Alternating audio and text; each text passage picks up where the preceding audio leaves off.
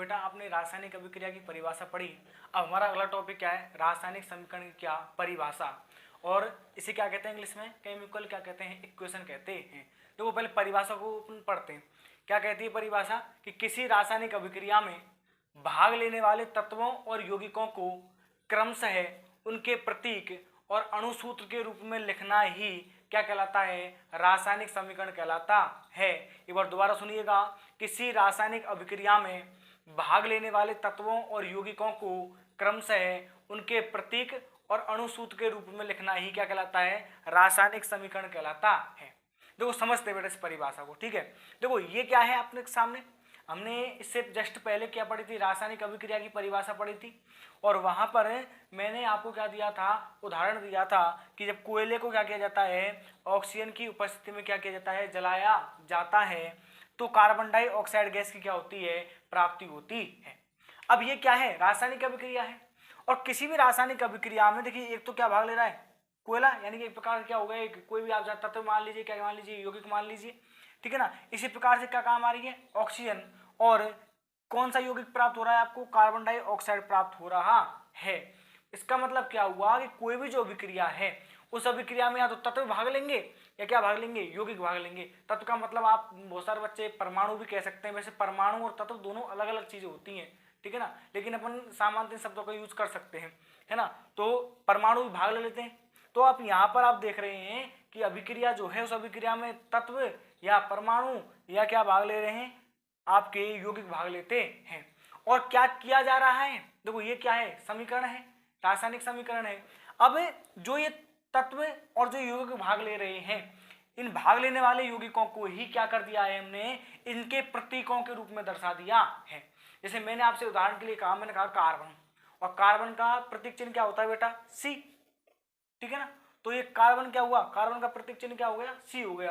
तो इसी प्रकार से मैंने क्या कहा, कार्बन डाइऑक्साइड, और कार्बन डाइऑक्साइड का फॉर्मूला क्या होता है, CO2, ठीक है ना। तो कोई भी जो तत्व होता है या कोई भी जो परमाणु होता है उसका तो क्या होता है, प्रतीक चिन्ह होता है, और कोई भी जो यौगिक होता है उसका क्या होता है, आपका अणुसूत्र होता है। और जब आप किसी भी अभिक्रिया में इन भाग लेने वाले तत्वों और यौगिकों को यदि आप उनके प्रतीक के रूप में और यदि उसके किसके रूप में, अणुसूत्र के रूप में दर्शा देते हैं, तो वह कौन समीकरण कहलाती है, वह आपकी रासायनिक समीकरण कहलाती है। यही तो किया जा रहा है। तो आगे बात समझ में, दोबारा बता देता हूं कि किसी भी रासायनिक अभिक्रिया में जो भाग लेने वाले क्या हैं, तत्व हैं, और जो क्या हैं, यौगिक हैं, उनको क्रमशः किसके रूप में, उनके प्रतीक और अणुसूत्र के रूप में लिखना ही क्या कहलाता है बेटा, रासायनिक समीकरण कहलाता है।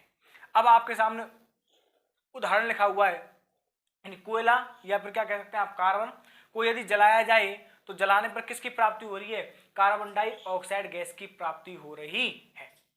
अब मैं आपसे ये कह रहा हूं, या हमारे सामने क्वेश्चन आता है कि सर ये जो लिखा हुआ है ऊपर रासायनिक समीकरण, और जो नीचे आपने ये परिभाषा लिख रखी है, किस सॉरी उदाहरण लिख रखा है किसका, रासायनिक अभिक्रिया का, ये दोनों एक ही बात को प्रेजेंट कर रहे हैं, लेकिन फिर हमें रासायनिक अभिक्रिया से रासायनिक समीकरण लिखने की आवश्यकता क्यों महसूस हुई। तो बेटा आप यहां देख रहे हैं कि यह क्या है, रासायनिक अभिक्रिया है, और ये क्या है, रासायनिक समीकरण है। परंतु रासायनिक अभिक्रिया जो है वह क्या है, एक बड़ा भाग है। कैसा भाग है, एक बड़ा भाग है, किसकी तुलना में, रासायनिक समीकरण की तुलना में। तो जो रासायनिक अभिक्रिया होती है वह किसी इस रासायनिक समीकरण की तुलना में क्या होती है, थोड़ी सा बड़ा भाग होता है। इसलिए उस बड़े भाग को छोटे रूप में दर्शाने के लिए किसकी आवश्यकता महसूस हुई, रासायनिक समीकरण की आवश्यकता महसूस हुई। तो यदि आपसे कोई पूछ ले, ठीक है, कोई भी टीचर पूछे या कोई भी आपका घर वाला पूछे कि बताओ रासायनिक अभिक्रिया से आखिरकार रासायनिक समीकरण लिखने की आवश्यकता क्यों महसूस हुई है, तो आप क्या कहोगे कि जो रासायनिक अभिक्रिया होती है वह बहुत बड़ा रूप होती है, इसलिए उस बड़े रूप को किस में व्यक्त करने के लिए, छोटे रूप में व्यक्त करने के लिए किसकी आवश्यकता महसूस हुई, रासायनिक समीकरण की, ठीक है ना। बात दोनों एक ही है। यह भी यही बात बता रहा है कि कोयले को यदि जलाया जाए तो किसकी प्राप्ति होती है, कार्बन डाइऑक्साइड गैस की प्राप्ति होती है। और यहाँ भी ये भी बात हुई जो मैंने लिख रखी है, अभिक्रिया की उदाहरण जो लिख रखा है ये भी उसी बात को दर्शा रहा है।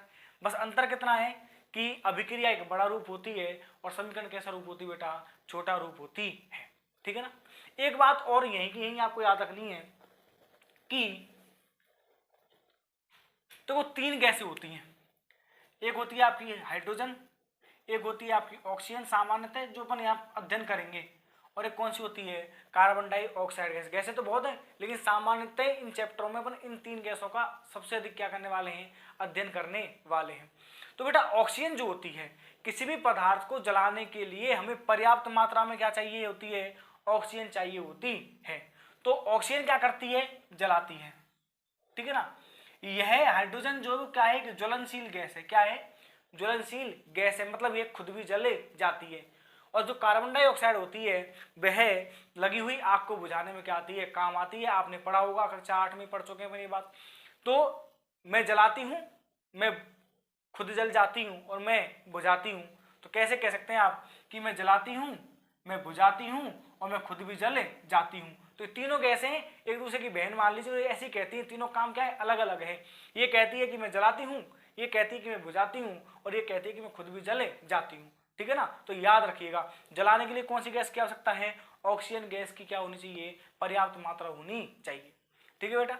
अब हम आगे बात करते हैं, आगे हम पढ़ेंगे रासायनिक समीकरणों को लिखने के नियम। रासायनिक समीकरण को क्या पढ़ना है अपन को, लिखने के क्या पढ़ने हैं, नियम पढ़ने हैं। आप जानते हैं कि ये समीकरण आपके सामने दिया हुआ है, नियम से मतलब क्या है। आपके दिमाग में क्वेश्चन आ रहा होगा कि सर आपने CO2 को यहाँ क्यों नहीं लिख दिया, इस समीकरण को मतलब उल्टा क्यों नहीं लिख दिया, इन दोनों को आपने इधर क्यों नहीं लिखा और इसको आपने इधर क्यों नहीं लिखा, ठीक है ना। तो ऐसे भी तो हो सकता था, आपने तीर के चिन्ह को इस प्रकार से ही क्यों लगाया, आपने तीर के चिन्ह को नीचे या ऊपर क्यों नहीं लगाया, इस प्रकार से क्यों नहीं लगा दिया। तो इन सभी सवालों के जो जवाब हैं, इनके लिए क्या किया वैज्ञानिकों ने, क्या लिखे, रासायनिक समीकरण लिखने के क्या बताए, नियम बताए। वो नियम पढ़ेंगे अपन कि आखिरकार किसी भी रासायनिक समीकरण को किस प्रकार से लिखा जाता है, ठीक है ना। इससे पहले आपको 2 चीजें समझनी है। एक तो आपको परिभाषा समझनी है किसकी, अभिकारक की।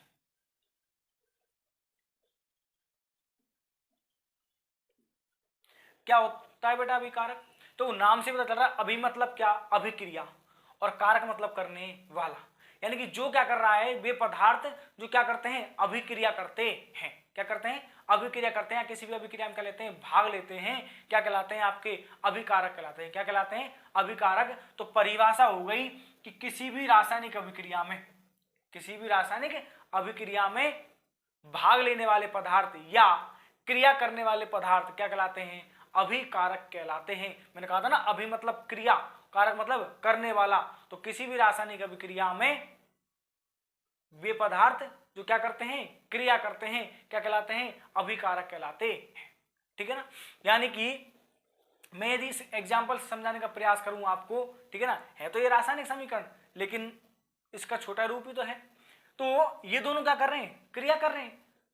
कौन, कोयले को क्या किया जा रहा है, जलाया जा रहा है, तो किसकी प्राप्ति हो रही है, कार्बन डाइऑक्साइड गैस की प्राप्ति हो रही है। मतलब क्या हुआ कि कोयला किससे क्रिया कर रहा है, ऑक्सीजन से, और क्रिया करने के बाद क्या बना रहा है, कार्बन डाइऑक्साइड गैस बना रहा है।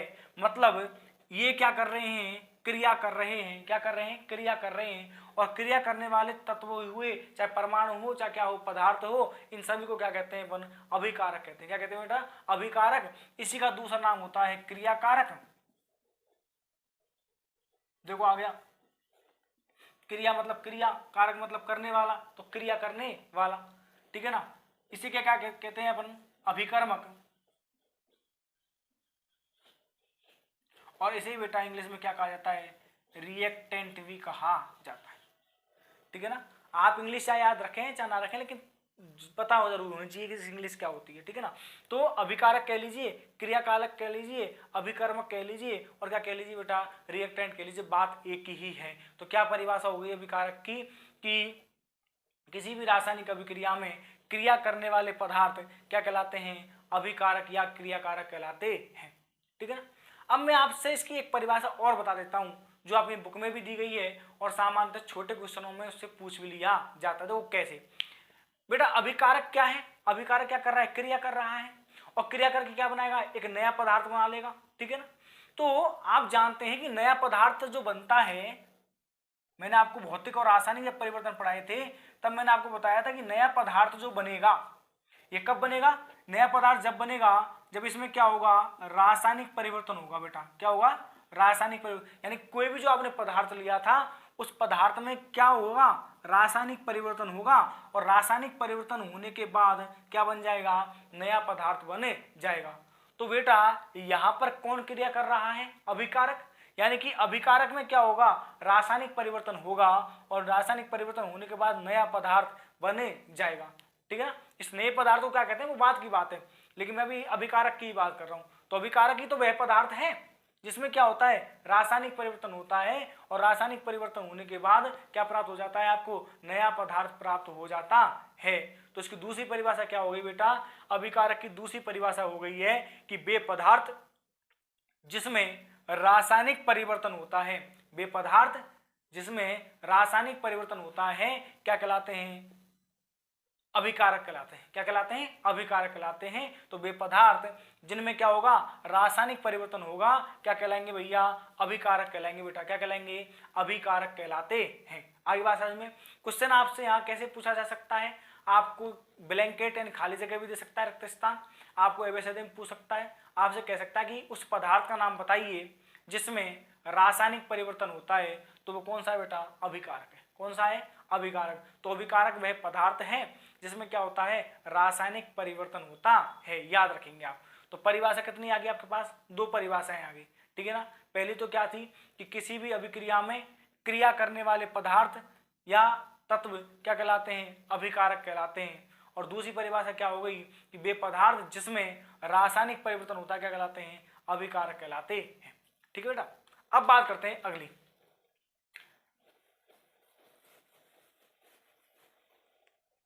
एक परिभाषा है अगली उत्पाद की। ये मैं आपको क्यों बता रहा हूं, क्योंकि अपन इसके बाद क्या पढ़ेंगे, रासायनिक समीकरण लिखने के क्या पढ़ेंगे बेटा, नियम पढ़ेंगे। और नियमों में दोनों ही शब्द आएंगे। कौन कौन सा आएगा आपका, एक अभिकारक आएगा और एक क्या आएगा आपका, उत्पाद आएगा। ठीक है ना, अभी ये उत्पाद क्या होता है, ठीक है ना, तो वो आप समझिएगा। आपने मार्केट में बहुत बार देखा होगा, किसी भी दुकान पर सेल्स वाले कैंडिडेट आते हैं, अपने सामान की सेल करने वाले क्या आते हैं, कैंडिडेट आते हैं। तो वो किसी भी कंपनी से मान लीजिए फेयर लवली से आगे है ना, और फेयर लवली से आएंगे तो वो दुकान से क्या कहेंगे कि साहब इसको आप लगाइए और भैंस को क्या बनाइए, गोरा बनाइए। ऐसे कहते हैं, ठीक है, कि फेयर लवली लगाइए और भैंस को क्या बनाइए, गोरा बनाइए। अब गोरा बनाने से मतलब क्या हुआ, यानी कि जो फेयर लवली बेच रहे हैं क्या किया जा रहा है उसमें, उस फेयर लवली का उनकी कंपनी में क्या किया जा रहा है, प्रोडक्शन किया जा रहा है। क्या किया जा रहा है, प्रोडक्शन किया जा रहा है। और जो प्रोडक्शन हुआ उसके बाद जो बन रहा है उसे क्या बोलते हैं, वो प्रोडक्ट बोलते हैं। क्या बोलते हैं बेटा, प्रोडक्ट कहते हैं। तो उत्पाद क्या इंग्लिश क्या होती है, प्रोडक्ट होती है। क्या होती है, प्रोडक्ट। तो परिभाषा तो आपको समझ में आई गई होगी। ठीक है ना, इतनी सी बात से समझ में आ गई होगी कि आपने उसको बेचा तो वो क्या कहता है, प्रोडक्ट। हिंदी में क्या कहते हैं, उत्पाद। और एक नाम और होता है इसका, और वो नाम होता है क्रियाफल। क्या होता है, क्रियाफल। भाई आपने अभी पढ़ा कि अभिकारक क्या करता है, क्रिया। ये क्या है, अभिकारक क्या कर रहे हैं, क्रिया। और क्रिया करने के बाद क्या प्राप्त हो रहा है, फल। वो कौन है भैया, क्रियाफल। तो कितने नाम हो गए, तीन नाम हो गए। उत्पाद कह लीजिए, प्रोडक्ट कह लीजिए, और क्या कह लीजिए, क्रियाफल कह लीजिए।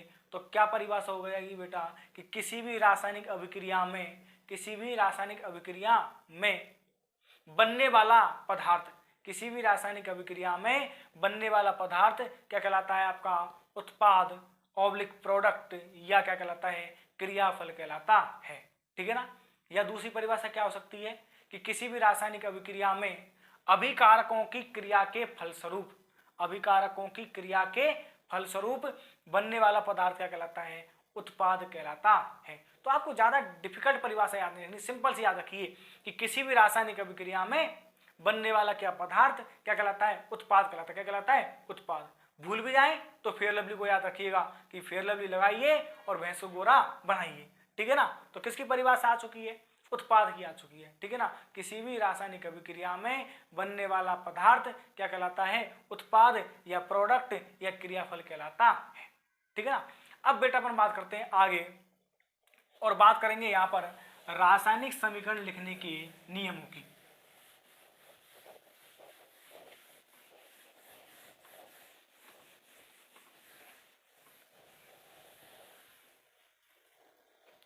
ठीक है ना।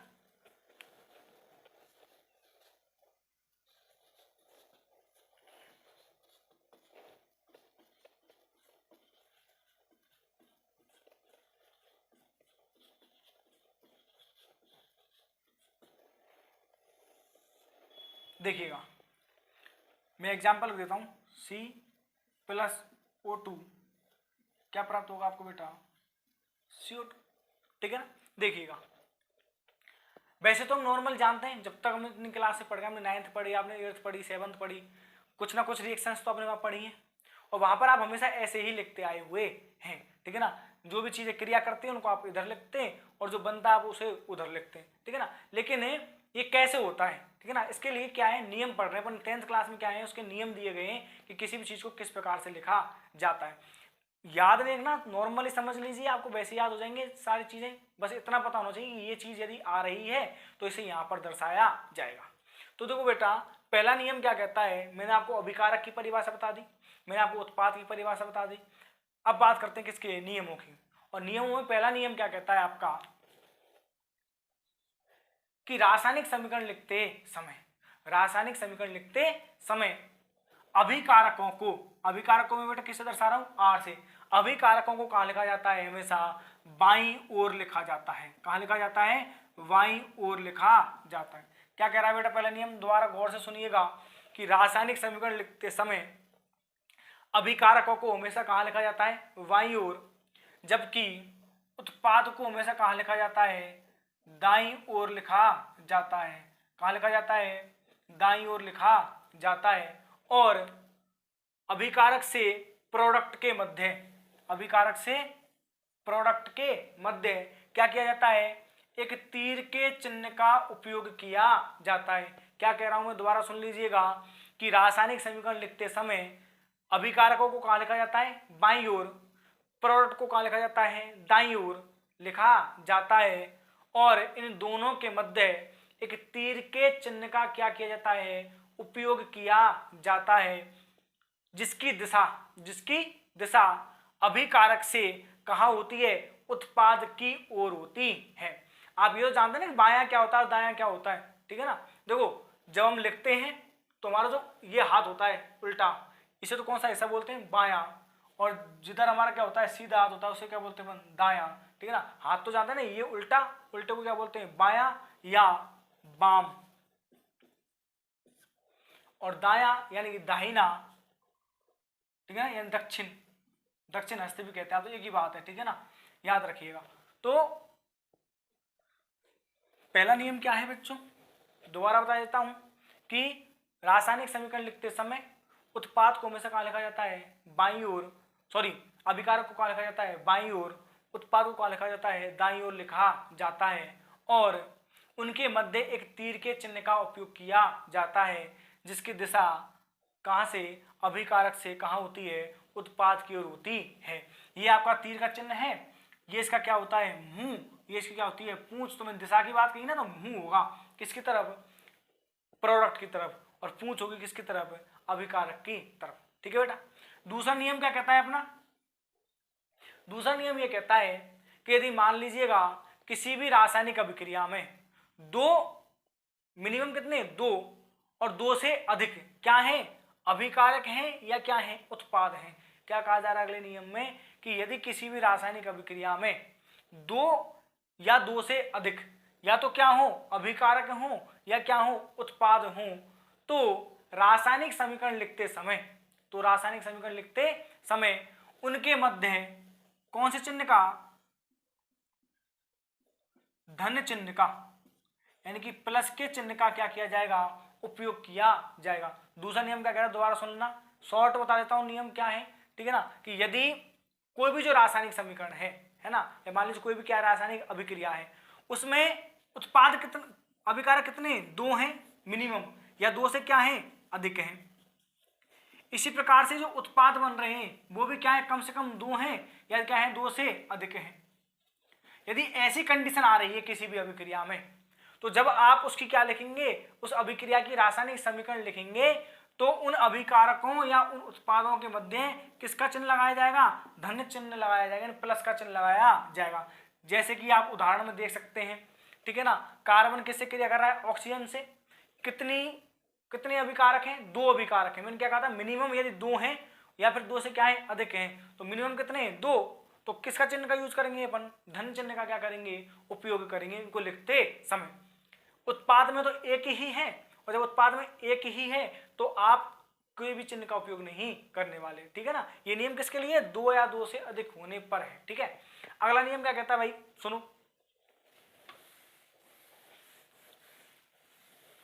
अगला नियम आपसे कहता है कि आप जो रासायनिक समीकरण लिख रहे हैं उस रासायनिक समीकरण की में हमेशा क्या किया जाता है, भाग लेने वाले जो पदार्थ होते हैं उनकी क्या दर्शाई जाती है बेटा, अवस्था दर्शाई जाती है। क्या दर्शाई जाती है? अवस्था दर्शाई जाती है। तीसरा नियम क्या कहता है कि भाग लेने वाले पदार्थों की क्या दर्शाई जाएगी, अवस्था दर्शाई जाएगी, ठीक है ना। तो अवस्था दर्शाई जाएगी, और अवस्था कैसे दर्शाएंगे वो सुनिएगा। यदि मान लीजिएगा कोई भी पदार्थ कैसी अवस्था में बेटा, ठोस अवस्था में है। कैसी अवस्था में है? ठोस अवस्था में है। तो ठोस अवस्था के लिए आप क्या लिखेंगे? ठोस को इंग्लिश में क्या कहते हैं? सॉलिड। जब कोई पदार्थ ठोस अवस्था में हो तो उसकी अवस्था दर्शाने के लिए आप क्या लिखेंगे? एस लिखेंगे। क्या लिखेंगे? एस। एस का मतलब आप जानते हैं ना, सॉलिड होता है, तो सॉलिड का एस ले लिया, ठीक है ना। यदि कोई पदार्थ कौन सी अवस्था में है? द्रव अवस्था में है, तो आप उसके लिए क्या लिखेंगे? एल। क्यों? क्योंकि द्रव की इंग्लिश क्या होती है? लिक्विड होता है। क्या होता है? लिक्विड। तो उसका क्या ले लिया अपन? एल ले लिया। इसी प्रकार से यदि कोई पदार्थ कौन सी अवस्था में है? गैस, तो आप उसकी अवस्था को दर्शाने के लिए क्या उपयोग करेंगे? जी का उपयोग करेंगे। और यदि कोई भी पदार्थ कौन सी अवस्था में है? जलीय विलयन। कौन सी अवस्था में है? जलीय विलयन। जलीय विलयन से मतलब क्या है बेटा, कि कोई भी पदार्थ को या किस में घोला गया है? पानी में घोला गया है। जैसे मैंने किया, नमक को किस में घोल दिया मैंने? पानी में। तो आपको नमक का क्या प्राप्त हो गया? जलीय विलयन प्राप्त हो गया। और जब जलीय विलयन प्राप्त होता है, जलीय विलयन होता है, तो उसकी अवस्था को दर्शाने के लिए हम किस का उपयोग करते हैं? क्या लगाएंगे? AQ लगाएंगे। क्या लगाएंगे बेटा? AQ लगाएंगे। देखो समझिएगा उदाहरण के द्वारा, ठीक है। जैसे कार्बन दिया हुआ है, जिसे आप क्या कहते हैं? कोयला। अब देखो ये सामान्य बात है, ठीक है ना। आपको धीरे धीरे अपने आप ही क्या होने लग जाएगा, आपको चीजें पता चलने लगेगी कौन सी अवस्था का उपयोग किया जाएगा। तो वो कॉमन सेंस है। कोयला कैसी अवस्था में होता है? ठोस होता है, ठीक है ना। आपने देखा भी है, तो लगा दिया ठोस, लिख दिया ना एस। ऑक्सीजन क्या है बेटा? गैस है, तो क्या लिख दिया आपने? जी। और कार्बन डाइऑक्साइड क्या है बेटा? वही गैस है, तो आपने क्या लिख दिया? जी, ठीक है ना। इस प्रकार से दर्शा दी अवस्था, ठीक है ना। तो इस प्रकार से क्या दर्शाई जाएगी? अवस्था दर्शाई जाएगी। एक बात याद रखना, नीचे नहीं दर्शानी अवस्था, ऐसे मत दर्शा देना, कहीं ऐसे दर्शा दो, है ना। सामान्यतः ऐसे दर्शाई नहीं जाती, है ना। हमारी बुकों में ऐसी दर्शा रखी है। या फिर आप इसे कैसे दर्शा सकते हैं? आप ऐसे भी दर्शा सकते हैं, छोटे रूप में, पैरों में, ठीक है ना। लेकिन नीचे नहीं दर्शानी। आगे बात समझ में। तो पहला नियम क्या था? अभिकारक कहाँ लिखा जाएगा? बाईं ओर। उत्पाद कहाँ लिखा जाएगा? दाईं ओर। और क्या उपयोग किया जाएगा? तीर के चिन्ह का उपयोग किया जाएगा, जिसकी दिशा कहाँ से होगी? अभिकारक से। कहाँ होगी बेटा? प्रोडक्ट की ओर होगी, ठीक है ना। यही नियम था पहला। दूसरा नियम क्या था? ठीक है बेटा, दूसरा नियम क्या था हमारा? कि यदि क्या है, दो या दो से अधिक क्या है? अभिकारक हैं। और क्या है? यदि उत्पाद हैं, तो उनके मध्य किसका उपयोग किया जाएगा? धन चिन्ह का क्या किया जाएगा बेटा? उपयोग किया जाएगा। और तीसरा नियम आपका क्या कहता है? कि पदार्थों की क्या दर्शाई जाती है? अवस्था दर्शाई जाती है। कब? रासायनिक समीकरण लिखते समय। जैसे ठोस के लिए क्या लिखेंगे? एस। द्रव के लिए क्या लिखेंगे? एल। गैस के लिए क्या लिखेंगे बेटा? जी। और जलीय विलयन के लिए क्या लिखेंगे बेटा? अपन AQ का क्या करेंगे? उपयोग करेंगे। अभी मैं समझा दूंगा आपको कि AQ का मतलब क्या है, समझ में आ जाएगा, ठीक है ना। वैसे जलीय विलयन होता है, मतलब किसी पदार्थ को आपने जल में घोला, तब क्या उपयोग करते हैं? अपन AQ उपयोग करते हैं ना। लेकिन समीकरण में कैसे दर्शाएंगे वो मैं अभी आपको उदाहरण के द्वारा समझा दूंगा, ठीक है, लास्ट में। अब सुनिएगा अगला नियम क्या कहता है अपना।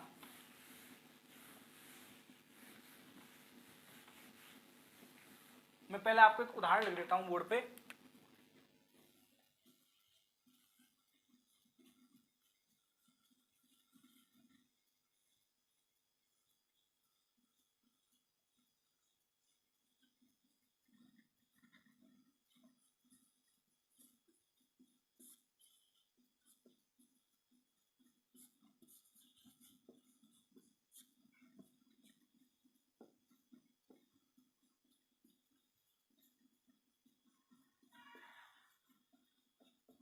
ठीक है बेटा, ये उदाहरण है। और क्या कह रहा है उदाहरण कि आपने देखो सामान्य दिवाली के समय पर, है ना, हम सब लोग क्या करते हैं, पेंटिंग करते हैं। और जब आप सभी लोग दिवाली के समय पर क्या करते हैं, पेंटिंग करते हैं, तो आप मार्केट से क्या लेके आते हैं, एक बोरा लेके आते हैं, ठीक है ना, एक कट्टे से लेके आते होंगे, 5-5 किलो के, तो 10 किलो के आपको मिल जाते हैं कट्टे, ठीक है ना।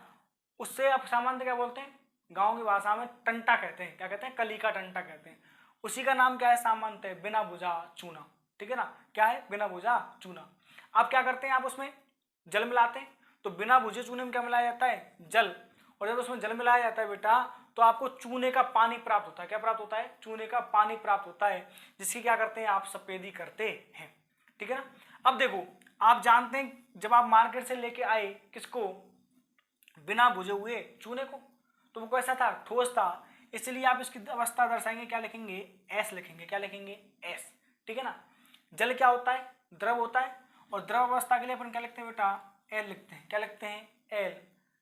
और ये क्या हो गया बेटा, ये इसे टंटे की यानी कैल्शियम ऑक्साइड, रासायनिक नाम क्या है, कैल्शियम ऑक्साइड, यानी कि बिना बुझा चूना का क्या है, ये विलयन है, किसमें, पानी में, यानी चूने का पानी कह लीजिए, या क्या हो गया, चूने का विलयन हो गया, ठीक है ना। अब मैंने कहा था ना, विलयन शब्द आ गया, है ना, किसमें है, जल में है, इसलिए अपन यहाँ किसका यूज करेंगे, इसकी अवस्था दर्शाने के लिए इस AQ का क्या किया जाएगा, उपयोग किया जाएगा, एक्वा, है ना, aqueous solution, aqueous solution, English में बोलते हैं एक्वस सॉल्यूशन, यानी कि जलीय विलयन। तो क्या लगा दिया आपने, AQ लगा दिया। क्या लगा दिया बेटा, AQ लगा दिया, ठीक है। आगे बात समझ में कैसे आते हैं। अब अगला नियम आपका क्या कहता है, चौथा, ठीक है ना। चौथा नियम ये कहता है कि मान लीजिएगा आपको किसी भी रासायनिक अभिक्रिया में क्या प्राप्त हो रहा है, उत्पाद के साथ, किसके साथ बेटा, उत्पाद के साथ किसकी प्राप्ति हो रही है, ऊष्मा या ऊर्जा की प्राप्ति हो रही है। किसकी प्राप्ति हो रही है, ऊष्मा या ऊर्जा की प्राप्ति हो रही है। तो इसे कहाँ दर्शाया जाएगा, तो ऊष्मा और ऊर्जा को उत्पाद के बाद, ये क्या है, उत्पाद है, उत्पाद के बाद कौन सा चिन्ह लगाकर, धन चिन्ह लगाकर, कौन सा चिन्ह लगाकर, धन चिन्ह लगाकर के कहाँ लिखा जाता है, उत्पाद के बाद लिखा जाता है।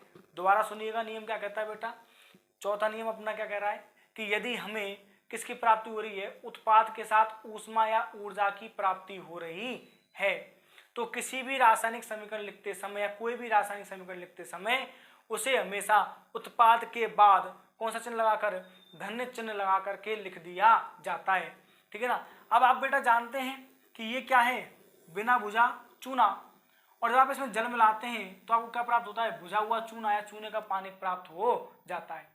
लेकिन आपने देखा होगा सामान्य अवस्था में कि अत्यधिक मात्रा में ऊष्मा भी बाहर निकलती है, बोलो निकलती नहीं निकलती, तो ऊष्मा प्राप्त हो रही नहीं प्राप्त हो रही, किसके साथ, उत्पाद के साथ। और जब ऊष्मा प्राप्त हो रही है तो उसे बेटा कहाँ लिख दिया जाएगा, उत्पाद के बाद धन चिन्ह लगा करके लिख दिया जाएगा। आ गया नियम समझ में, कितने नियम हो गए अपने बेटा, 4 हो गए, ठीक है ना। अगला नियम क्या कहता है वो सुनिएगा, 5वां, ठीक है।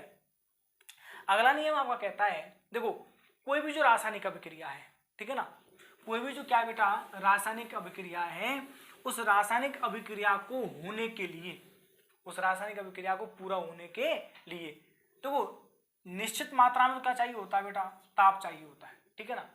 निश्चित मात्रा में क्या चाहिए होता है, दाब, और निश्चित मात्रा में क्या चाहिए होता है, उत्प्रेरक चाहिए होता है, ठीक है ना।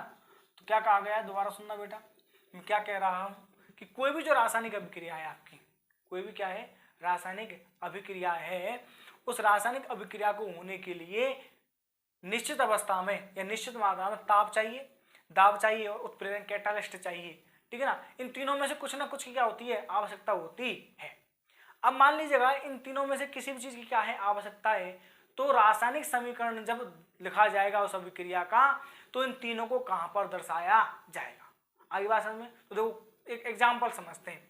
जैसे मैंने आपसे कहा जिप्सम, क्या कहा, जिप्सम, और जिप्सम का फॉर्मूला होता है कैल्शियम सल्फेट इंटू 2H2, ठीक है ना, एन डाइहाइड्रेट, ये हो गया फॉर्मूला। अब क्या कह रहा है, ये क्या है, जिप्सम है, क्या है, जिप्सम, जिसे आप सामान्यतः क्या कहते हैं, कैल्शियम सल्फेट कहते हैं, है ना। और अच्छे ढंग से बात करें तो कैल्शियम सल्फेट का क्या है, डाइहाइड्रेट है ना। अब बेटा जिप्सम से क्या प्राप्त किया गया, पीओपी प्राप्त किया गया। क्या प्राप्त किया गया बेटा, पीओपी, पढ़ेंगे अपन आगे।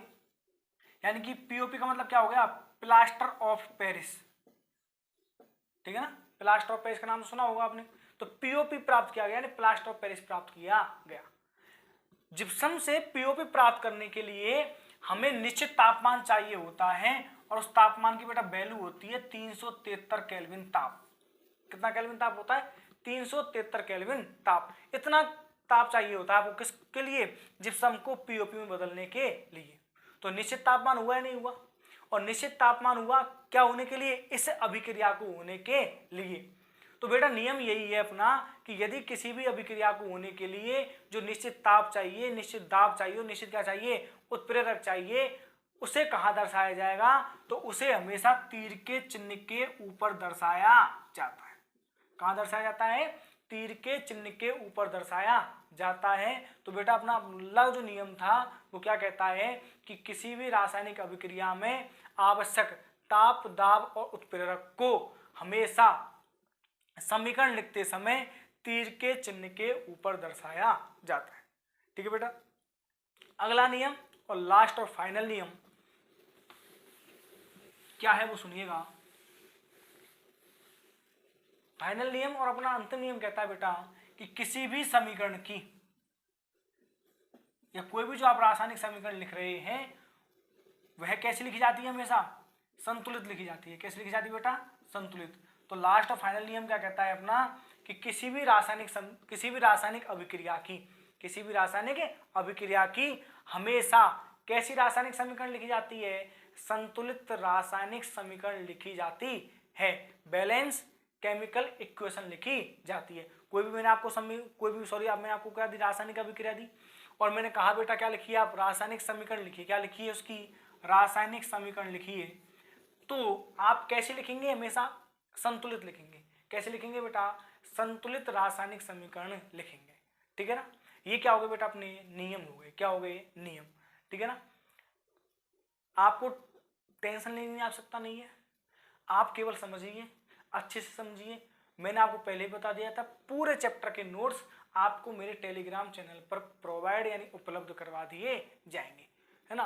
तो आप तसल्ली पूर्वक आराम से धीरे धीरे वीडियो को बार बार देख करके चैप्टर को समझें, और चैप्टर से रिलेटेड जो क्वेश्चंस हैं, जो नोट्स हैं, वो आपको टेलीग्राम चैनल में प्रोवाइड करवा दिए जाएंगे। आप चाहे तो उनका प्रिंट निकलवा सकते हैं, आप चाहे तो उनको पीडीएफ देख करके आप खुद के हैंड राइटिंग लिख करके क्या कर सकते हैं, खुद उनको क्या कर सकते हैं, बना सकते हैं। तो ये बेटा आपके ऊपर डिपेंड करता है, मेरा काम मैं कर रहा हूँ। ठीक है ना, बस नियमित रहिएगा क्लास में, रोजाना जब वीडियो अपलोड होती है उसे देखते रहें, जिससे आपकी कंटिन्यूटी बनी रहे। आइए बेटा बात समझ में, बात करते हैं आगे। अब यहाँ से एक समीकरण, एक चीज निकली, और वो हमारे माइंड के साथ क्या कर रही है, छेड़छाड़ कर रही है। और वो बेटा चीज क्या है, वो चीज है सर आपने ये कहा कि समीकरण जो लिखी जाएगी वो कैसी लिखी जाएगी, संतुलित रासायनिक समीकरण लिखी जाएगी। बेटा कैसी समीकरण लिखी जाएगी, संतुलित रासायनिक समीकरण लिखी जाएगी।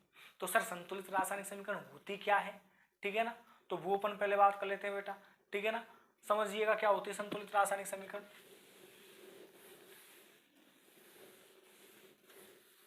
देखिएगा, मैं आपके सामने एक उदाहरण लिख रहा हूं। मैंने कहा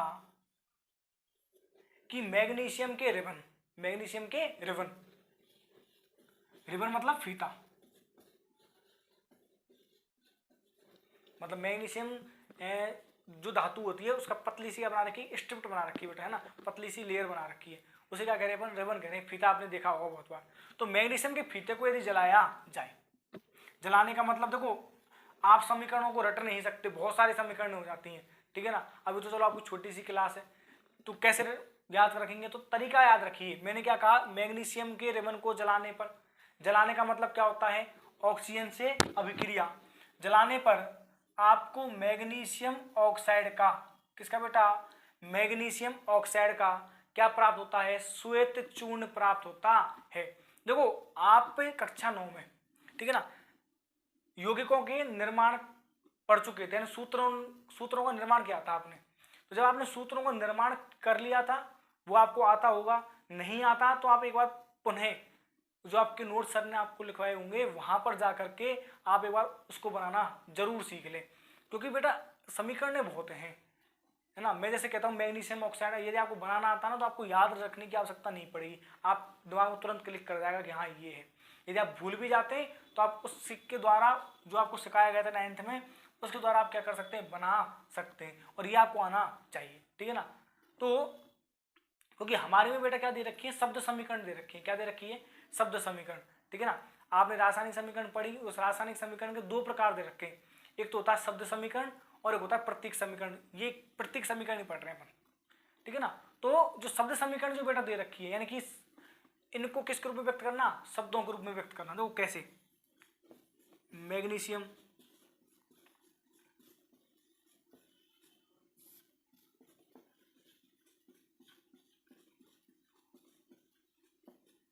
प्लस ऑक्सीजन,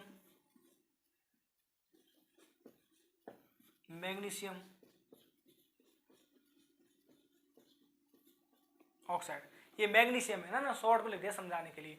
तो ये क्या है बेटा, ये जो कोई भी जो रासायनिक अभिक्रिया थी उसमें जो भाग लेने वाले जो तत्व थे या जो यौगिक थे उनको शब्दों के रूप में व्यक्त कर दिया है, ठीक है ना। ये जो लिखा हुआ है आपके सामने ये क्या समीकरण है, शब्द समीकरण है, ठीक है ना। अब आपको ऐसे कोई भी समीकरण दे देगा, शब्द समीकरण, और कह देगा कि इसको क्या कीजिए, संतुलित रासायनिक समीकरण लिखिए। इसकी क्या लिखिए बेटा, संतुलित रासायनिक समीकरण लिखिए।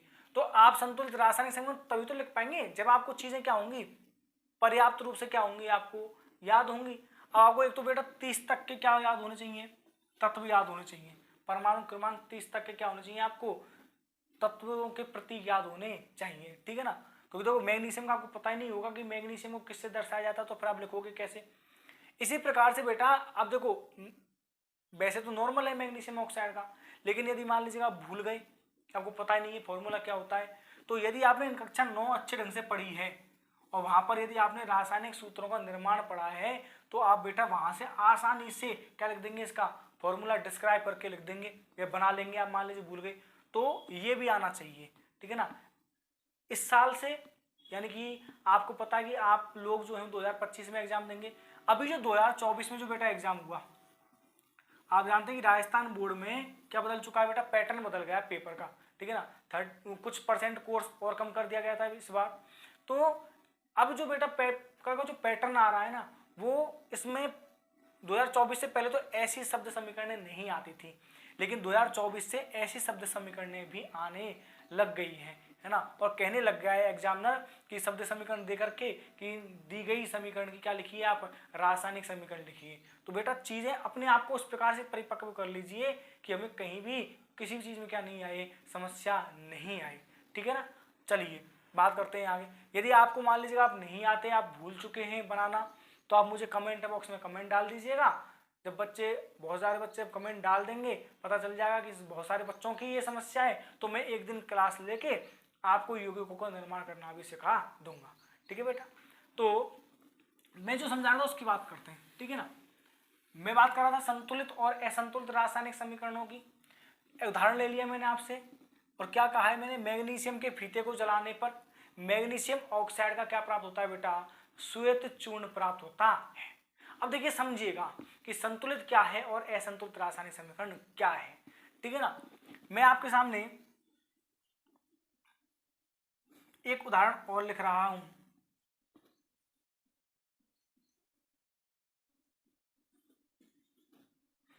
दोनों एक ही बात है, यह भी वही कह रहा है कि मैग्नीशियम को जलाने पर क्या प्राप्त हो रहा है, आपको मैग्नीशियम ऑक्साइड का श्वेत चूर्ण प्राप्त हो रहा है, और यह भी उसी बात को कह रहा है कि मैग्नीशियम को जलाने पर क्या प्राप्त हो रहा है, मैग्नीशियम ऑक्साइड का श्वेत चूर्ण प्राप्त हो रहा है। बात तो बेटा एक ही है, लेकिन ये दोनों समीकरण जो हैं उन समीकरणों के नाम क्या हैं, भिन्न भिन्न हैं। एक तो कौन सी है, असंतुलित है, और एक कैसी है, संतुलित है। तो समझिएगा, देखिएगा। तो यहाँ पर यदि मैं बात करता हूँ समीकरण की, तो यहाँ पर Mg की संख्या कितनी है बेटा, 1 है। यहाँ पर ऑक्सीजन की संख्या कितनी है बेटा, 2 है। कौन सा भाग है, वाला भाग है, ये अभिकारक वाला भाग है। ये क्या है बेटा, आपका उत्पाद। उत्पाद में Mg कितना है बेटा, 1। ऑक्सीजन में Mg कितना है बेटा, 1। इस MgO में Mg के परमाणु संख्या कितनी है, 1। और ऑक्सीजन के परमाणु संख्या कितनी है बेटा, एक ही है। बोलो है या नहीं है? टेंशन ना लीजिएगा, बताऊंगा किस प्रकार से निकाली जाती है। फिलहाल देखो आपको दिख रहा है, मैं जो बता रहा हूँ उसको फिलहाल समझ लीजिए कि जो मैं कह रहा हूँ वो इस प्रकार से आ रही है, कैसे आएगी वो भी अपन करना सीख लेंगे, ठीक है ना। तो देखो मैग्नीशियम है एक ही ना तो नीचे कोई नंबर दिख रहा है ना आगे कोई नंबर दिख रहा है, तो कितना है, एक। ऑक्सीजन के कितने परमाणु है बेटा, 2 दिख रहा है ना, ऑक्सीजन O2, ठीक है ना। यहाँ Mg का कितना परमाणु है उत्पाद में, 1, और ऑक्सीजन का कितना परमाणु है, 1, ठीक है ना। ऐसे नीचे दूसरी समीकरण दे रखी है, देखते हैं इस समीकरण में क्या है। Mg के यहाँ कितने परमाणु है बेटा, 2। यहाँ ऑक्सीजन के कितने परमाणु है बेटा, 2। यहाँ Mg के कितने परमाणु हैं, किसमें, उत्पाद में, 2 हैं। देखो Mg के आगे क्या लगा हुआ है, 2। इसी प्रकार से ऑक्सीजन के कितने परमाणु, देखो ऑक्सीजन के आगे भी लिखा हुआ क्या, 2, ठीक है ना। तो नीचे और ऊपर 2 समीकरण दे रखी है। अब आप इस समीकरण को देखिए और आप इस समीकरण को देखिए। देखिए इस समीकरण को यदि मैं देखूं तो ये कौन सा भाग है बेटा, आपका अभिकारक वाला भाग है। ये कौन सा वाला भाग है बेटा, उत्पाद वाला भाग है। और आप देख रहे हैं क्या कि यहाँ पर Mg एक है, यहाँ भी Mg एक है, लेकिन यहाँ पर ऑक्सीजन तो 2 है और यहाँ पर ऑक्सीजन कितनी है बेटा, 1 है। मतलब क्या समझिए आप कि अभिकारक में और उत्पाद में परमाणुओं की संख्या क्या नहीं है, बराबर नहीं है। क्या नहीं है, बराबर नहीं है। और जब ऐसा हो तो उस समीकरण को क्या कहते हैं अपन, असंतुलित समीकरण कहते हैं बेटा। क्या कहते हैं, असंतुलित रासायनिक समीकरण कहते हैं।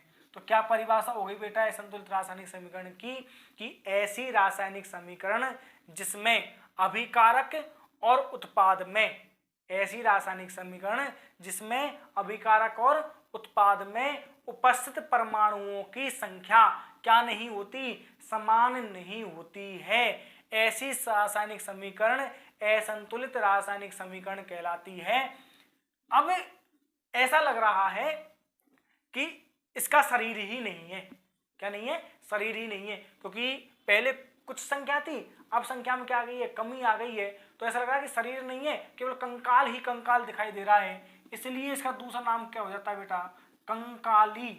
क्या हो जाता है, कंकाली रासायनिक समीकरण। तो याद रखिएगा असंतुलित रासायनिक समीकरण को ही क्या कहते हैं, कंकाली रासायनिक समीकरण कहते हैं। क्या परिभाषा है, दोबारा बता देता हूं कि ऐसी रासायनिक समीकरण जिसमें अभिकारक और उत्पाद में उपस्थित परमाणुओं की संख्या बराबर नहीं होती है, क्या कहलाती है, असंतुलित रासायनिक समीकरण कहलाती है, या कंकाली रासायनिक समीकरण कहलाती है। आगे बेटा बात समझ में कोई दिक्कत है, नहीं होनी चाहिए, है ना। देखो एग्जाम में सामान्यतः इस नाम से परिभाषा पूछता है आपसे कि कंकाली रासायनिक समीकरण किसे कहते हैं। और बच्चे, मैंने बहुत बार देखा हुआ है कॉपी जांचते समय, बच्चे एग्जाम में लिख के क्या आते हैं, बच्चे एग्जाम में लिख के आते हैं कि असंतुलित रासायनिक समीकरण को ही कंकाली रासायनिक समीकरण कहते हैं। गलत है बेटा, है ना। वो आपसे ये नहीं कहना कि किस समीकरण को कहते हैं, उसने क्वेश्चन को ढंग से पढ़ा कर उसने कहा कंकाली रासायनिक समीकरण किसे कहते हैं। मतलब क्या पूछा उसने, परिभाषा। उसने ये थोड़ी ना कहा गया कि किस रासायनिक समीकरण को कंकाली रासायनिक समीकरण कहा जाता है, तो उसने ये तो कहा ही नहीं था, है ना। तो याद रखिएगा जब पूछेगी किसे कहते हैं तो परिभाषा लिख के आनी पड़ेगी आपको। क्या लिख के आनी पड़ेगी बेटा, परिभाषा। अब तो आप समझ गए होंगे कि संतुलित रासायनिक समीकरण क्या हो जाएगी, है ना। इसका जस्ट क्या उल्टा, देखिए यहाँ पर भी Mg 2 है और यहाँ भी Mg कितना है, 2। यानी कि अभिकारक में Mg की संख्या 2 है, ऑक्सीजन की संख्या 2 है। इसी प्रकार से उत्पाद में भी Mg की संख्या 2 है और ऑक्सीजन की संख्या कितनी है, 2 है। मतलब अभिकारक और उत्पाद में उपस्थित परमाणुओं की संख्या क्या है बेटा, समान है। क्या है, समान है। और जब बेटा ऐसा हो तो ऐसी समीकरण क्या कहलाती है बेटा, संतुलित रासायनिक समीकरण कहलाती है। क्या कहलाती है बेटा, संतुलित रासायनिक समीकरण कहलाती है। तो परिभाषा क्या हो गई बेटा कि ऐसी रासायनिक समीकरण जिसमें अभिकारक और उत्पाद में उपस्थित परमाणुओं की संख्या, ऐसी रासायनिक समीकरण जिसमें अभिकारक और उत्पाद में उपस्थित परमाणुओं की संख्या क्या होती है बेटा, समान होती है। क्या होती है, समान होती है क्या कहलाती है? संतुलित रासायनिक समीकरण कहलाती है। क्या कहलाती है? संतुलित रासायनिक समीकरण कहलाती है। दूसरी परिभाषा क्या हो सकती है बेटा? देखो ये वाला जो भाग है हमारा, ये क्या है? अभिकारक अभिक्रिया से पहले वाला हिस्सा है। भाई अभिक्रिया नहीं हुई उससे पहले वाला भाग ये है, और अभिक्रिया हो गई उसके बाद जो भाग प्राप्त हुआ वो कौन सा है? ये। बोलो है या नहीं है? तो अपन दूसरी परिभाषा ये भी कह सकते हैं कि अभिक्रिया से पहले और अभिक्रिया के बाद परमाणु की संख्या क्या है? बराबर है। क्या है? बराबर। तो एक और परिभाषा क्या हो जाती है कि ऐसी रासायनिक समीकरण जिसमें अभिक्रिया से पहले और अभिक्रिया के बाद परमाणुओं की संख्या क्या होती है? समान होती है। क्या कहलाती है बेटा? संतुलित रासायनिक समीकरण कहलाती है। क्या कहलाती है बेटा? संतुलित रासायनिक समीकरण कहलाती है। ठीक है बेटा, बात समझ में आ गई? चलिए अब यहां तक आप समझ में आ गई कि संतुलित क्या है और क्या है असंतुलित रासायनिक समीकरण क्या है। अब आपके दिमाग में एक चीज और आती है कि सर आखिरकार हम किसी भी समीकरण को संतुलित कैसे कर सकते हैं? ठीक है ना?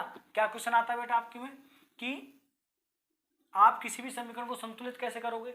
एक तो क्वेश्चन आपके दिमाग में ये आ गया। एक क्वेश्चन और आता है आपके में कि सर जब ये दोनों एक ही हैं, एक ही का मतलब आप, मैं ये कह रहा हूं कि ये गलत नहीं है, यदि आप मान लीजिए एग्जाम में इस प्रकार से लिखा है तो ये गलत नहीं है, तो फिर सर जब ये गलत नहीं है तो फिर आपने ये क्यों कहा था कि संतुलित रासायनिक समीकरण ही लिखनी है? ठीक है ना? हम इसे भी तो लिख के आ सकते हैं। तो फिर सर आखिरकार असंतुलित रासायनिक समीकरण से संतुलित रासायनिक समीकरण की आवश्यकता महसूस क्यों हुई? तो बेटा दो क्वेश्चन आपके सामने आ गए हैं। एक तो आ गई है आपके सामने संतुलित रासायनिक समीकरण की आवश्यकता या उसका क्या महत्व, और दूसरा क्वेश्चन हमारे सामने क्या आया कि सर समीकरण को संतुलित कैसे किया जाएगा। ठीक है बेटा, तो अपन बात करते हैं आगे किसकी? संतुलित रासायनिक समीकरण के महत्व की। ठीक है ना? तो सुनिएगा।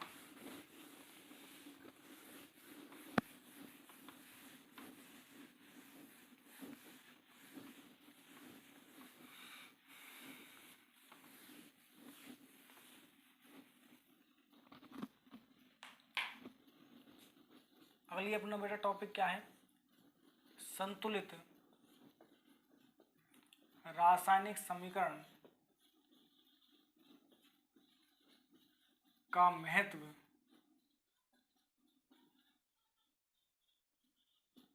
या बेटा क्या उसकी आवश्यकता है। ठीक है बेटा, बात करते हैं क्या होती है। देखो समझिएगा, आपने कक्षा 9 में एक नियम पढ़ा था, इसका नाम था रासायनिक संयोजन का नियम। बोलो पढ़ा था? नहीं पढ़ा था? नहीं पढ़ा तो यहाँ बताता हूँ। देखो दो वैज्ञानिक हुए थे, एक वैज्ञानिक का नाम आपने पढ़ा था आतवा एल लवाइजिए,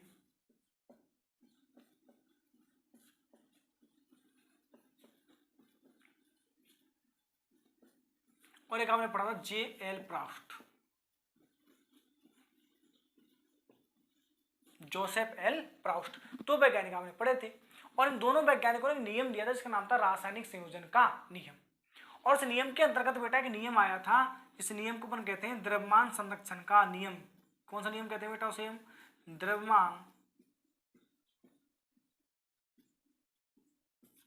संरक्षण का नियम। तो उस नियम को कौन सा नियम कहा जाता है बेटा? उस नियम को द्रव्यमान संरक्षण का नियम भी कहा जाता है। बोलो आपने पढ़ा है नहीं पढ़ा? तो उस नियम को आपने द्रव्यमान संरक्षण का नियम भी पढ़ा हुआ है ना। इसी नियम का अपन को क्या करना है? काम करना है। ठीक है ना? तो इन दोनों वैज्ञानिकों ने मिलकर के एक नियम दिया था, जिस नियम को आपने कक्षा 9 में पढ़ा था रासायनिक संयोजन का नियम। कौन सा नियम पढ़ा था बेटा? रासायनिक संयोजन का नियम। और इस नियम के अंतर्गत मुख्यतः कितने नियम थे? दो। एक तो कौन सा था? द्रव्यमान संरक्षण का नियम, और एक नियम और पढ़ा था इसी के अंतर्गत आपने स्थिर अनुपात का नियम। कुछ आ रहा है याद? 9th क्लास का नहीं आ रहा? दोबारा बता देता हूँ, ये दो वैज्ञानिक पढ़े थे आपने। इन दोनों वैज्ञानिकों ने क्या दिया था? एक नियम दिया था रासायनिक संयोजन का नियम, और इस नियम के अंतर्गत आपने दो नियम पढ़े थे। एक तो पढ़ा था आपने द्रव्यमान संरक्षण का नियम, और एक आपने पढ़ा था किसका नियम बेटा? स्थिर अनुपात का नियम। बोलो पढ़ा था नहीं पढ़ा था? पढ़ा था ना। हमें किससे मतलब है? द्रव्यमान संरक्षण से मतलब है। तो सुनिएगा, ठीक है ना। देखो क्या कहता है आपका बेटा द्रव्यमान संरक्षण का नियम।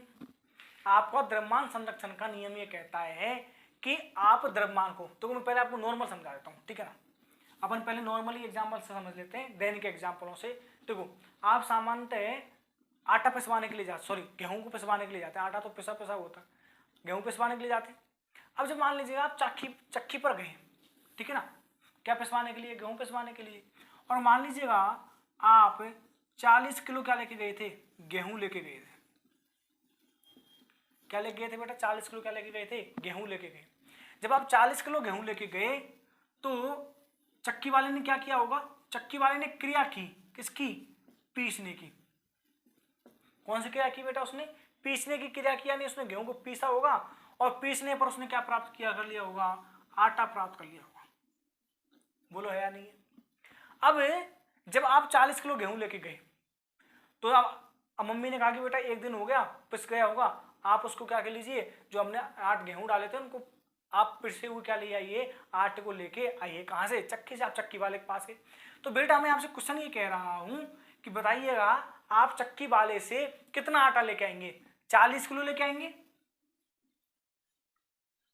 या 39 किलो लेके आएंगे, बताइए।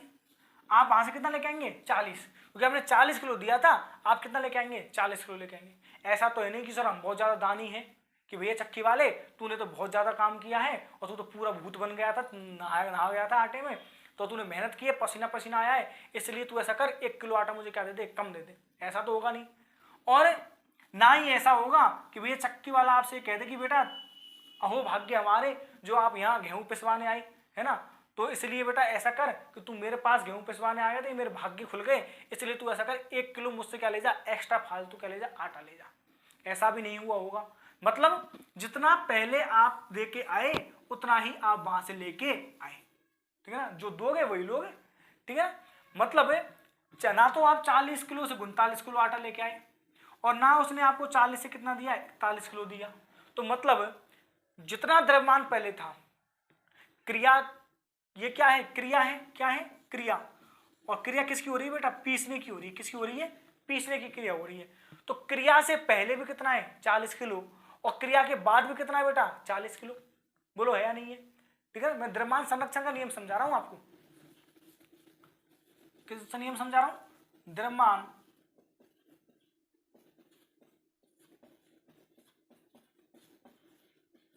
संरक्षण का नियम। और क्या कह रहा है द्रव्यमान संरक्षण का नियम कि देखो क्रिया से पहले भी द्रव्यमान कितना है, 40, और क्रिया के बाद भी द्रव्यमान कितना है, 40। बोलो या नहीं है। ना तो आपने उसे क्या किया, नष्ट किया, नष्ट का मतलब कम नहीं किया, और ना ही आप क्या कर सक पाए, उसे उत्पन्न कर पाए। क्या नहीं कर पाए, उत्पन्न। उत्पन्न का मतलब ना ही आपको कोई नया द्रव्यमान प्राप्त हुआ और ना ही आपको द्रव्यमान कम प्राप्त हुआ, कि ना तो आपका द्रव्यमान नष्ट हुआ है और ना ही आपने द्रव्यमान को क्या किया है, उत्पन्न किया है। बोलो ऐसा हुआ क्या, कुछ भी नहीं हुआ। तो यही क्या कहलाता है बेटा, द्रव्यमान संरक्षण का नियम कहलाता है। आ गया।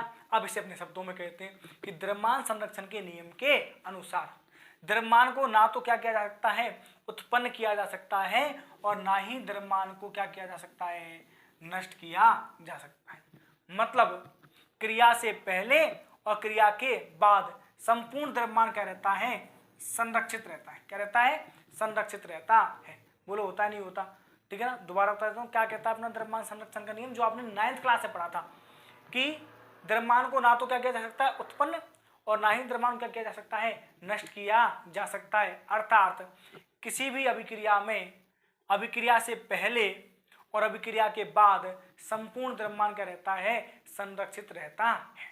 यही तो पढ़ा था आपने द्रव्यमान संरक्षण के नियम में। आगे बात समझ में, ठीक है ना। तो बेटा इस द्रव्यमान संरक्षण के नियम को ही फॉलो करने के लिए या उसका अनुसरण करने के लिए ही क्या किया जाता है, समीकरण को संतुलित किया जाता है। क्या किया जाता है, समीकरण को संतुलित किया जाता है। समझेंगे अपन कि आखिरकार इससे होता है नहीं होता ऐसा, लेकिन बात समझ आई क्यों यूज कर रहे हैं द्रव्यमान संरक्षण के नियम का। तो अब अपन इसकी बात करते हैं, संतुलित रासायनिक समीकरण के महत्व या आवश्यकता की। तो क्या कहेंगे बेटा अपन इसमें कि द्रव्यमान संरक्षण नियम के अनुसार द्रव्यमान को ना उत्पन्न किया जा सकता है ना ही नष्ट किया जा सकता है। अर्थात किसी भी रासायनिक अभिक्रिया में अभिकारक में उपस्थित सभी परमाणुओं का परमाणु भार उत्पाद में उपस्थित सभी परमाणुओं के परमाणु भार के क्या होगा, समान होगा। क्या होगा बेटा, समान होगा। इसे क्या कहते हैं, संतुलित रासायनिक समीकरण का महत्व या क्या कहते हैं बेटा, आवश्यकता कहते हैं। दोबारा सुन लीजिएगा कि द्रव्यमान संरक्षण के नियम के अनुसार द्रव्यमान को ना उत्पन्न किया जा सकता है ना ही नष्ट किया जा सकता है, अर्थात अभिक्रिया से पहले और अभिक्रिया के बाद उपस्थित परमाणुओं का संपूर्ण द्रव्यमान क्या रहेगा बेटा, संतुलित रहेगा या क्या रहेगा बेटा, समान रहेगा। क्या रहेगा, समान रहेगा। ठीक है, यह समान रहता है। इसे क्या कहा जा सकता है, इसे ही संतुलित रासायनिक समीकरण का महत्व या बेटा क्या कहते हैं हम, आवश्यकता कहते हैं।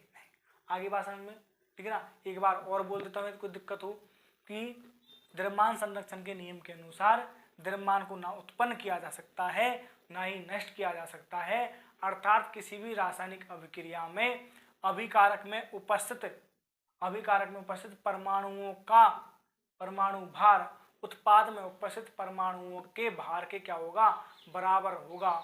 इसे क्या कहते हैं, संतुलित रासायनिक समीकरण का महत्व या आवश्यकता कहते हैं।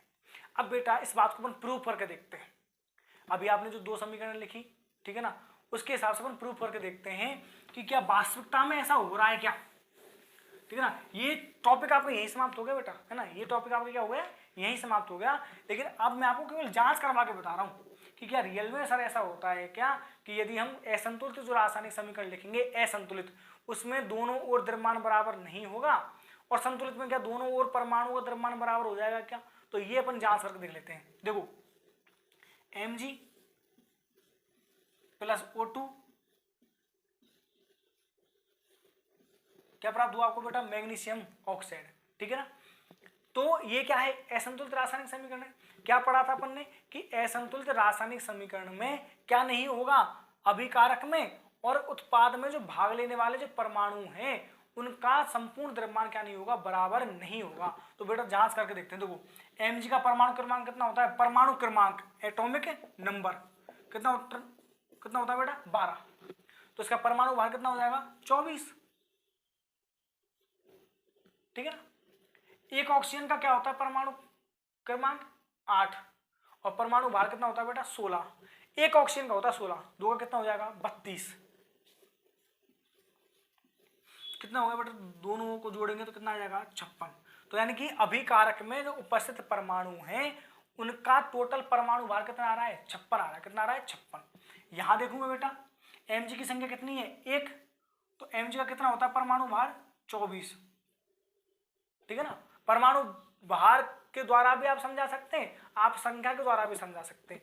ठीक है ना, और ऑक्सीजन कितना होता है बेटा, एक ऑक्सीजन कितना होता है, 16, 24 और 6 कितने हो गए, 30, और 10 कितने हो गए, 40। तो देख लीजिएगा अभिक्रिया से पहले और अभिक्रिया के बाद क्या नहीं है बेटा, परमाणु भार क्या नहीं है, बराबर नहीं है। ठीक है ना, तो ये क्या हो रहा है, हमारे द्रव्यमान संरक्षण के नियम का पालन नहीं कर रहा कौन, या नहीं कर रही कौन, असंतुलित रासायनिक समीकरण। आगे बात समझ में, इसलिए क्या करते हैं अपन, समीकरण को क्या करते हैं, संतुलित करते हैं। क्या करते हैं, संतुलित। अब बेटा ये भी करके देख लेते हैं कि क्या जब संतुलित कर लेंगे तो क्या साहब ये हो जाएगा क्या, यानी कि द्रव्यमान संरक्षण के नियम की पालना हो जाएगी क्या। तो देखो इस पर तो कोई प्रभाव नहीं पड़ेगा, तो 32 की 32 रख लेता हूं। Mg का, एक Mg का कितना था, 24, दो का कितना हो जाएगा बेटा, 48 हो जाएगा। कितना हो जाएगा, 48, 40 और 30 70, 70 और 10 कितने हो गए, 80। कितने हो गए बेटा, 80। यहां आपने क्या लगा दिया, 2। MgO के आगे 2 लगाया, यानी कि इस पूरे के आगे किसका गुणा कर दूं मैं, 2 का, इसका भी किससे गुणा कर दूं, 2 से।